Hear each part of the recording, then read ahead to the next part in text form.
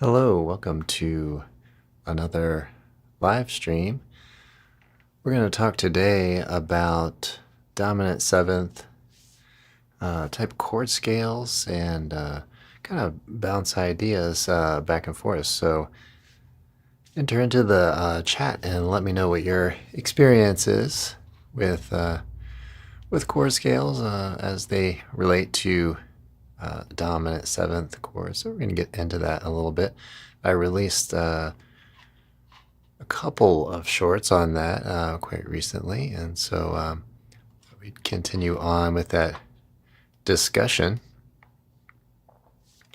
and we'll talk about some other things, tunes and stuff that I've been doing on the channel, and some things that I have in the works. So again, thanks for joining me. So I mentioned 4 chord scales that are really essential, and it's not an exhaustive list. And one thing that I really hope this video will do is also to get across the importance of knowing 4 different scale types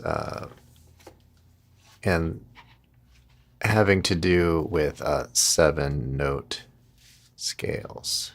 Okay. Because there are, 6-note scales, 8-note scales, and maybe I'll get into some of that as well, but talking about those 4. So we'll talk a little bit about those 4. So let me know what your familiarity is with all that as we go through. But let's take a tune like All of Me, which incidentally I'm putting together a simple chord melody, and I think I'm going to put together a simple comping lesson on that. I've got that kind of in the works. Let's say we go through the changes here a little and kind of pick apart some of the 7th type chords, dominant 7th type chords. So if we have an E7 here, right, you think in the key of no sharps, no flats, one of the first things that might come to mind here is its relationship to A minor. I mean, the chord is going to go to A7, but try to think about it in this context for just this moment in time here. We have, we'll say 5 of 6. Right, so if you try to stay within the key of no sharps and no flats, some issues will arise, right? So we'll have, say we just kind of build this up here. So we get kind of, the Phrygian sort of sound, but what's missing from that is the G sharp, right? So we can actually keep all those notes the same and just change the G to a G sharp, and then that's going to help us outline that chord sound. Just double check that everything is going okay here. All right. Not sure if trying to stream on a few different platforms here, and looks like the Facebook one is kind of stuck. But anyhow, show must go on. Right. So then we have, and this is a great name for this, the Phrygian dominant. Right, just by changing that that one note. So that points out one of these really important types of collections of notes. I think I talked about it as a kind of parent scale in the talk that I did yesterday.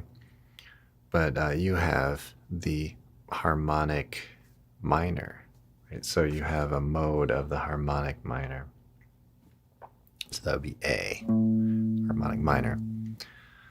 And so those these other types of scales that kind of are not in the not bound in those key signatures really help us to solve some musical issues, right? So if you want to have a 5 of the 6, right, you need to make a change to it, and that's where that G sharp can come in. But I think I also mentioned in the video that it's not an exhaustive list, right? So, and you don't have to only, pull from just one. You could, there are other options, right? So, for example, you might play and include a more of an altered scale or something like that. Hello, Daniel. Welcome and good morning. Thanks for visiting.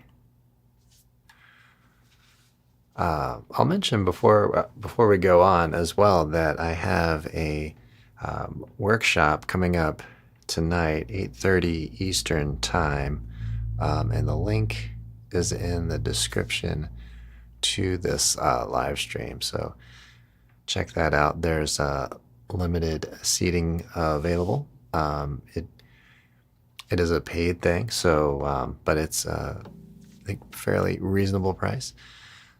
So check that link down below. It's 1 hour long, and we're going to do some question and answer on this. I may do a little bit of a talk up front, but you want to dig in deeper to some of these topics, please join. All right, so here's another. So we end up, on the A7. Okay, so try to think about where that is headed as well. So that's sort of a consideration I would recommend considering is where is this headed to, right? So I'm going to go to D minor. So then you can pull from your secondary dominant type language and visit a closely related key. So again, the harmonic minor will work really nicely here.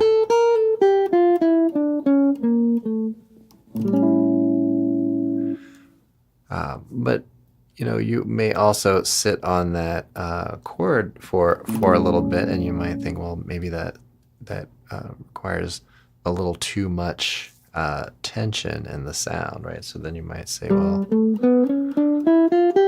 maybe I'll hang on this for a bit and then maybe choose a different choice as things are really getting close to the next chord, right? So want to maybe think about this, or at least this is my my perception and my perspective on it is what do you have in your toolbox, and what do you want to use and when, and so that harmonic minor is really very, very helpful for especially giving you 5 of 1 in minor, right? Because the relative minor in any key center just doesn't have that leading tone back to it, and then the harmonic minor just immediately solves that issue, right? So you can get a nice 5-1 going in minor.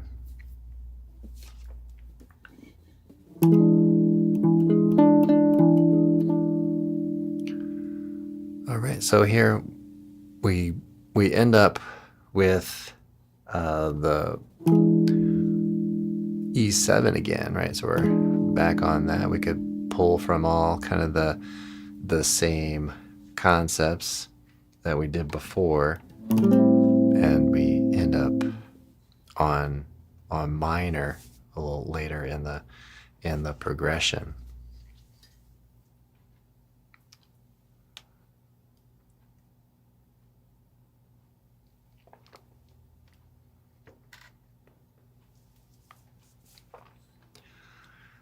So let's talk a little bit about Another really useful collection of notes, which is the melodic minor. So, when we're considering this harmonic minor and then melodic minor,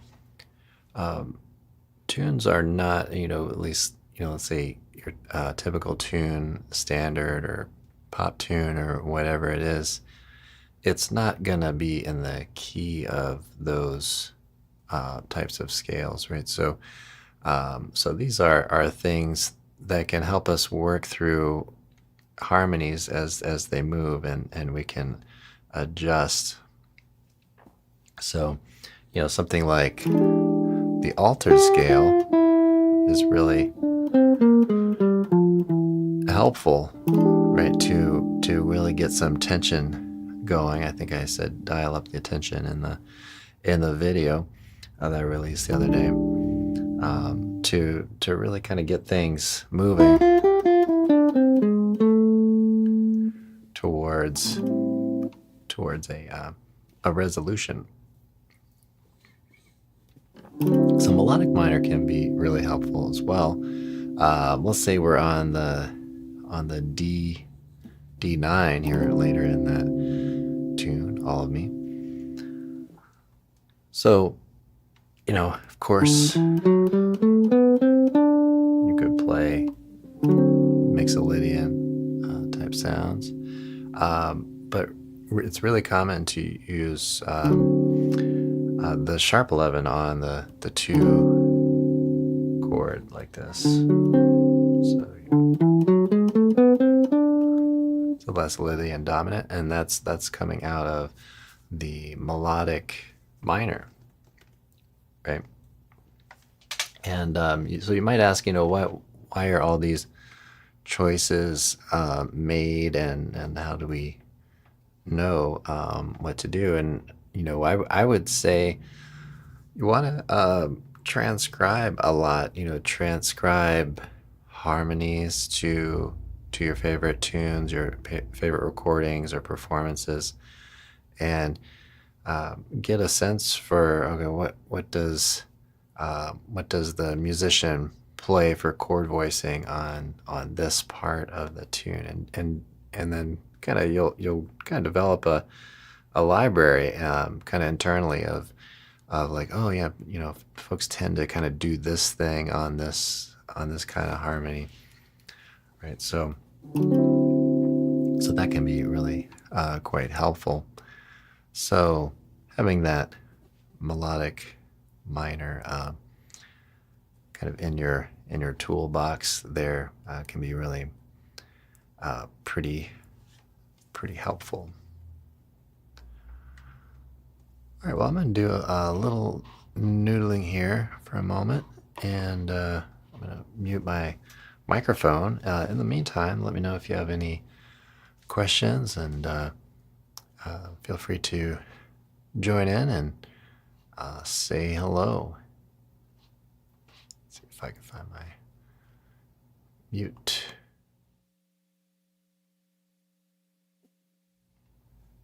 button here. Hello, artist777.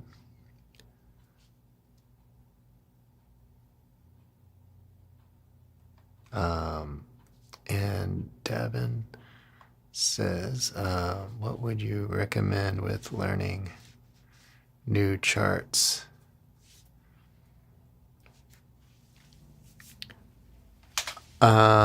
So let me talk a little bit about charts versus lead sheets, just in case there's anything that might be helpful to folks. So when you have a lead sheet, that would be a type of music that gives you a basic idea of the melody of a tune and the harmony, the form. It's really kind of bare bones sort of thing generally, and so when we're talking about lead sheets, that's what we're discussing. When it comes to charts, you're really dealing with more like a specific part that's usually written out as part of an arrangement. So so I'm guessing that is what you're asking. So if in the past, when I've had to read charts, especially sight reading, I will scan through as quick as I can and look for the hardest part. And I'll look for range things. Do I need to be way up the neck? A certain moment.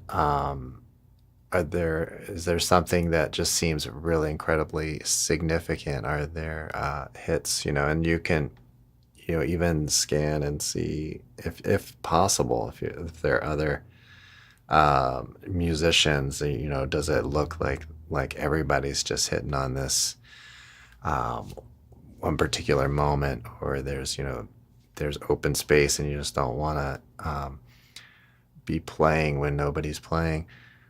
So that's kind of a thing. So, but if I have some time, I'll try to get as strong as I can on the things that I'm weakest on. So I'll some charts are just easy, but others can be quite difficult.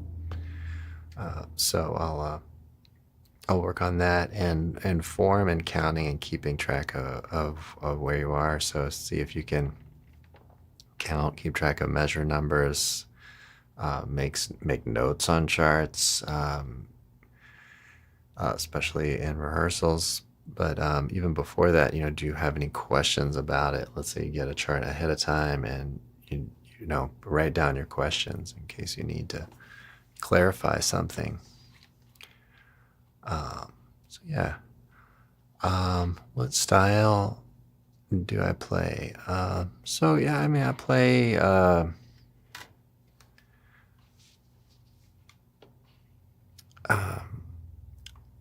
I play a variety of styles. So anything from jazz. I tend to kind of specialize in that area. Devin, yeah, you're welcome. So I tend to, and I think the main thing there is just my interest is in improvisation in general. And then there's just so much, in jazz, and I really like the language of it and the sound of it and the heroes in that genre. So, I tend to gravitate in that direction, but I've played a lot of different styles, as far as like playing in bands and performing. I generally will play what I need to play, what I'm asked to play. So, okay. What do you think is better, pointy picks or round picks? Great question. I've thought about that a lot over the years, and I've enjoyed kind of discovering that preference. And I would say it kind of depends on what I'm playing. I kind of like the sound of the round pick in general. So sometimes, like kind of Matheny does this. I'll use the rounded edge of the more sloping edge of a standard pick. But I find I'm doing that less and less these days. So I'm tending to use a pointy-ish pick, but I have one that's even pointier than this. That's the kind of like the typical jazz pick. So I think it kind of depends on what I'm doing. So, I've found that when I'm really pushing the limits of my picking technique, I find that having a sharp point is kind of helpful, because maybe it's just less resistance. But I do like the sound of the round for maybe more ballad or medium kind of thing. Geraldo, I know the familiar with the recording, but yeah, I can't play that tune on the spot here. But maybe I'll learn it. I haven't had any folks coming in trying to learn that tune. But yeah, it's a good tune. Artist 77 requests some playing. Okay. All right. Well, thanks for writing in, Geraldo, and House is back up. All right. Well, yeah, maybe I'll do a little playing. I did say I was going to do that a little bit ago.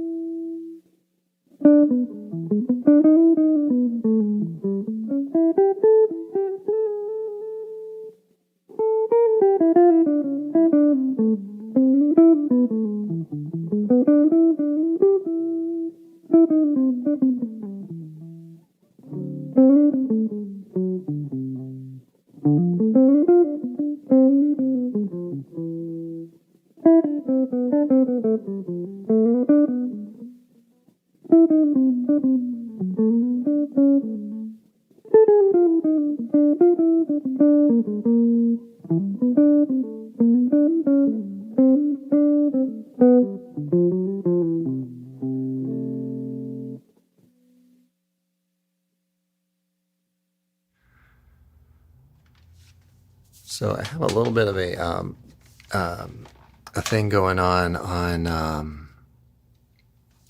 all of me, and I'm gonna put out some videos. I think hopefully put out a video maybe on Friday. We'll see if all goes well. So we've got a request for Satin Doll. I'm not sure if I'm going to do a whole ton of requests, but yeah, maybe I'll do a little improv on that. Incidentally, Satin Doll is it's a really great tune to learn some of the basic things about standards and closely related keys and 2/5s and all that. So yeah, I would highly recommend working on that whole tune. Oh, I should mention. Let's see. We've got. If you do find value from this, which I certainly hope you do, please like and subscribe. Do all the kind of usual things. If you want to dig deeper into this, definitely join the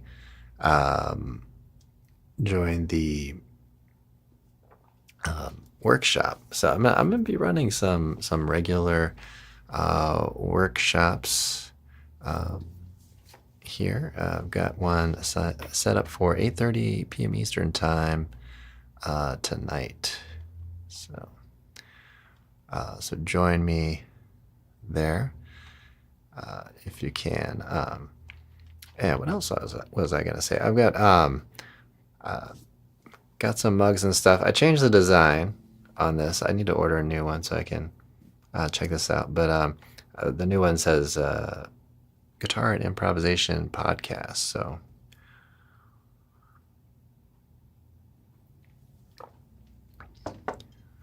okay, welcome, Brother John.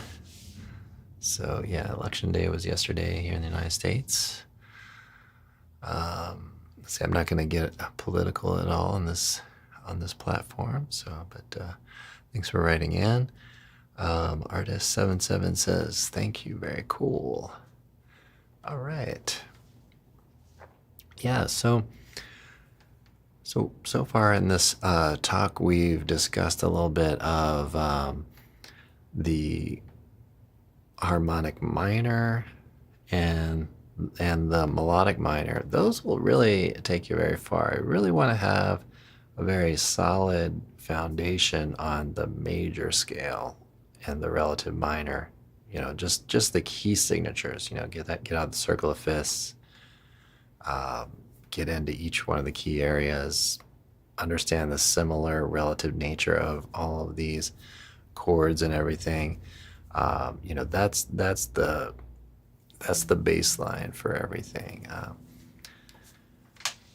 So I would really focus in on that. But harmonic minor is going to take you very far, especially into the relative minor of each of those keys, but also secondary dominants, especially for minor. And then the melodic minor is really great. When I think about certain moments,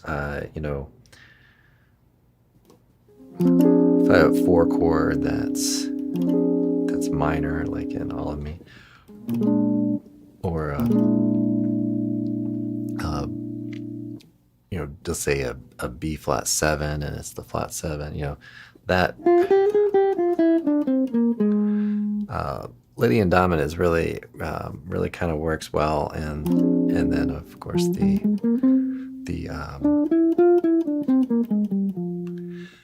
melodic minor, which ends up being kind of the same collection of notes, and that's the thing that you want to maybe try to work towards in your playing, which is to understand sort of the plurality, if you will, of things. So house is back up.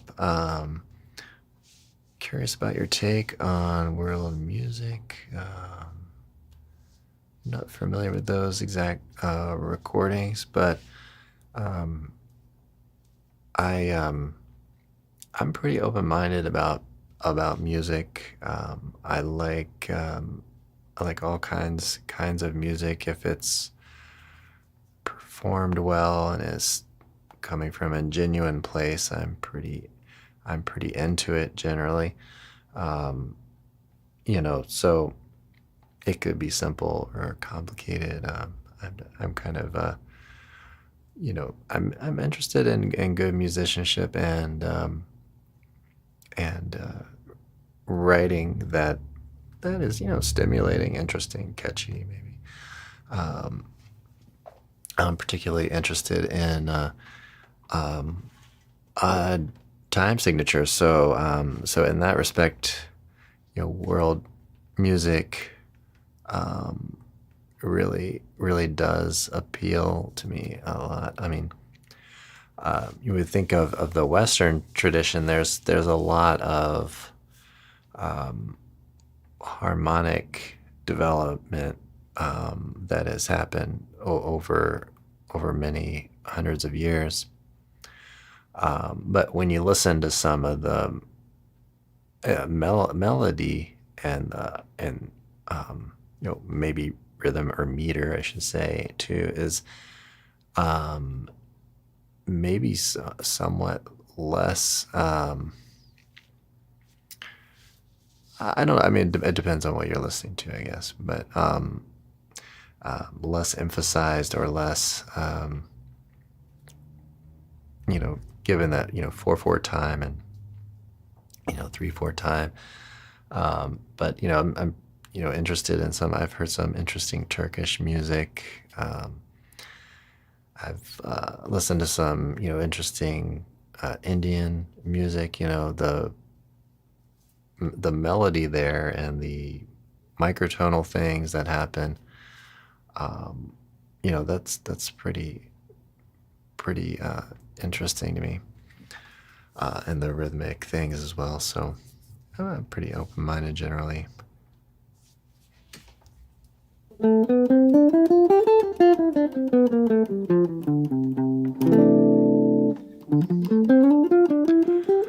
All right, everybody. Well, thanks so much for joining here. I've been keeping an eye on the chat. I'm going to wrap up here for today, but please remember to hit all the usual like and subscribe type things, the engagement, comment if you're watching this after. and you're interested to know anything on this topic, let me know. And happy to hear from you, and write a quick response. So once again, check out the link below, the description below, and join the workshop tonight at 8:30. So thanks so much for joining.